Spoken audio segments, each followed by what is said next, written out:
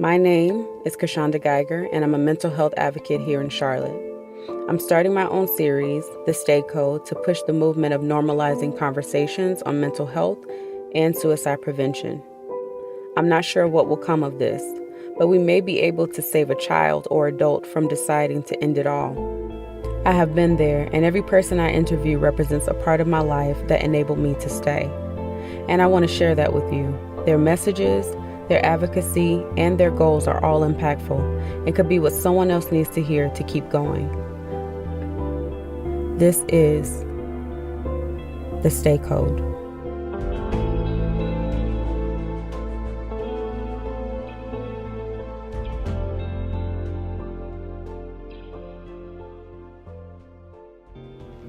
Hi everyone, it's Kashonda here from The Stay Code, and I am meeting today with Myeisha Hamilton of Charlotte, North Carolina. Now, she is not your average woman, she is but a force to be reckoned with. She is an avid worker in her community and works to empower women daily within Charlotte and surrounding areas. She has currently started her own wellness company. She's an author, an influencer, a life caster, and she is also an ambassador. So today I'm going to let her tell you about her wellness company. Myeisha, can you tell us a little bit about your wellness company and what you stand for? Yes, well first, Kashonda, I really want to thank you for having me today. But Myeisha Hamilton is a brand that focuses on wellness. I believe that wellness is a state of mind. There are things that kind of matter the most that aligns us to our purpose in life. And I feel that when our mind is right, it aligns with our heart, and then we're able to really function at our highest level of capacity. So Myeisha, what inspired you to start your wellness company? Tell us a little bit more about that. Well, as a person who practices mindfulness, Buddha said it best: what you think you become, what you feel you attract, and what you imagine you create. So I believe that the mind is an indicator of how we really ultimately feel about ourselves, how we portray ourselves in our lives, how we conduct situations, and how we handle people. My inspiration came at the age of 25. It's more of a personal aspect, so I'm not a professional in the mental health, but it came from a more personal space. And at the age of 25, my mother passed, and I found out by reading her journals, not by her willingly or voluntarily telling me about mental health and those type of disabilities, but found out she was diagnosed with bipolar in the 90s. And at that time, of course, in the 90s, I was around middle school age, and I was raised by my grandparents, so my mother never had that conversation with me that this is what I was diagnosed with, these are some of my issues, this is how I have to deal with them. She kind of dealt with them outside of the home. So as I became older, learning more about mental health, it made me very intrigued about what bipolar was. And growing up with my grandparents, being from Charlotte, Southern, we don't talk about mental health, you know. We always feel that mental health cannot touch our family. That's not in the Black community, and unfortunately it is very prevalent in all communities, not only the African American, but especially. And for those that try to cover up or kind of deny or put it on the back burner, it becomes more of an issue when we don't listen to it or adhere to it immediately. So it really empowered me to learn more about the different types of mental health. How are people getting help? Do people even know that this help or these services exist? And so I just lifelong lesson of learning as a life learner, just learning as much as I can about them and being able to help individuals, even if they come and I'm not a professional, but they know I have a lot of connections. So I want to make sure that I'm well versed in any and every area, especially for services that are here in the Charlotte area. Okay, and you speak about strong women standing up for themselves and stronger women standing up for others.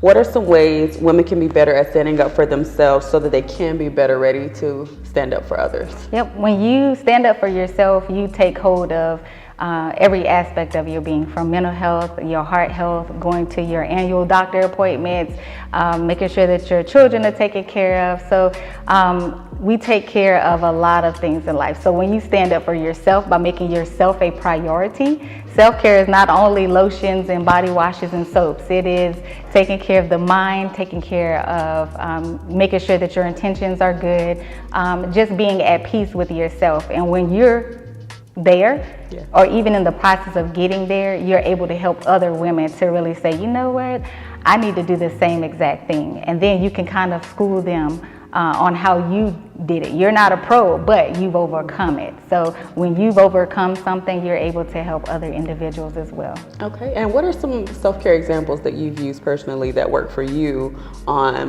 to make sure you're taking care of yourself and to keep yourself refreshed?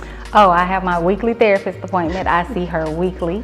And that's not, seeing a therapist does not mean that you're crazy or that you're part of a statistic. It's more of making sure that I'm mentally where I need to be, right, so that I can excel in all of the other aspects. I can be present in my relationships with my family, with my friends, with the organizations I'm a part of.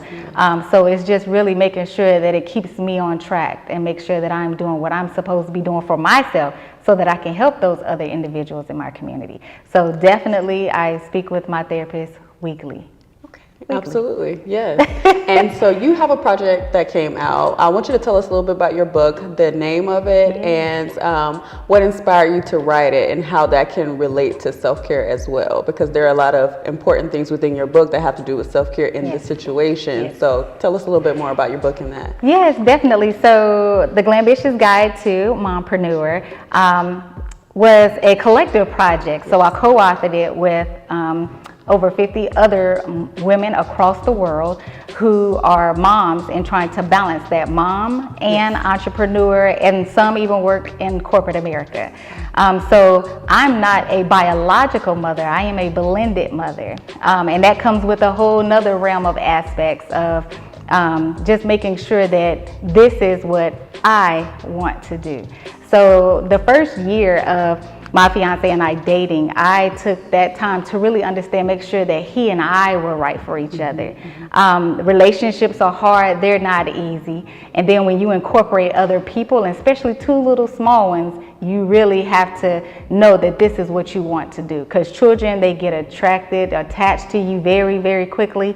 And I wanted to make sure that he and I was right.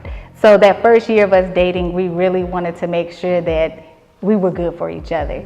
And then when we were ready to incorporate the children in, then I was able to say, okay, is this really what I want to do? And I was very nervous about that because going 32 years, no children, and then all of a sudden, now you're on play dates and you have to go to family events and you got to go to church every Sunday. Like, you feel like, man, responsibilities become a lot of things change when it comes to adding other dynamics and aspects to it.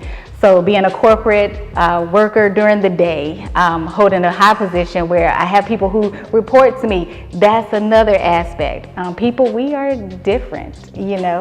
And so I wanted to make sure that people understood that I thought that having these kids and bringing them into my circle, that I was going to downgrade my life and that I'm not even worthy to be a mother. Why should I take on this challenge?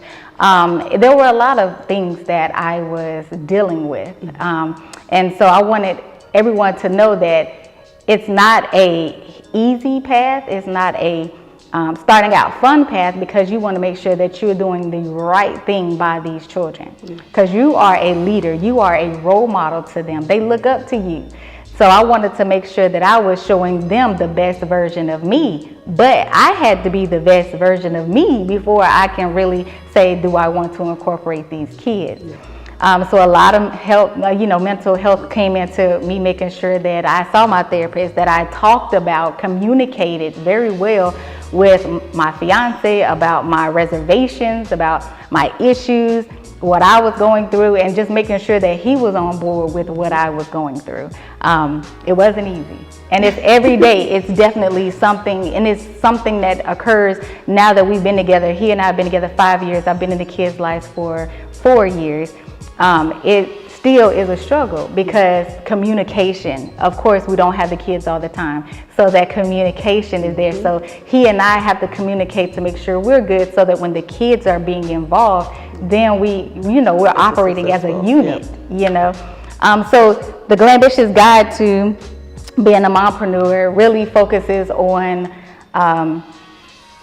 letting everyone know that it's okay to not have it all together.